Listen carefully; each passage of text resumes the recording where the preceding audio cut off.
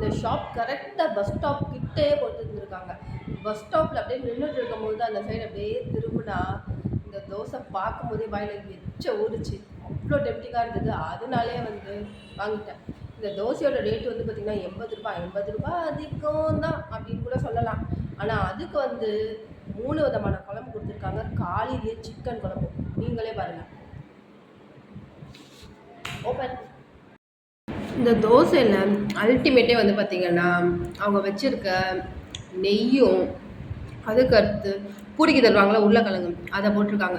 ரியலாகவே செம்மையாக இருக்கும். இப்போ நான் சாப்பிட்டு போகிறது வந்து பார்த்திங்கன்னா ஃபைனல் டச்சு.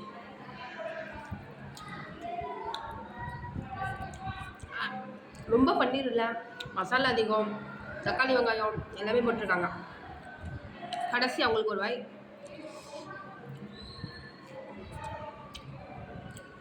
இதோட மார்னிங் பிரேக்ஃபாஸ்ட்டு பயங்கரமாக முடிச்சாச்சு. மத்தியானம் வந்து பார்த்திங்கன்னா பிரியாணி சாப்பிடுவேனா இல்லையான்னு தெரியல, ஆனால் சாப்பிடணும்னு நினைக்கிறேன். பார்க்கலாம். மறுபடியும் நம்ம வேற ஒரு வீடியோவில் சந்திப்போம். டாடா.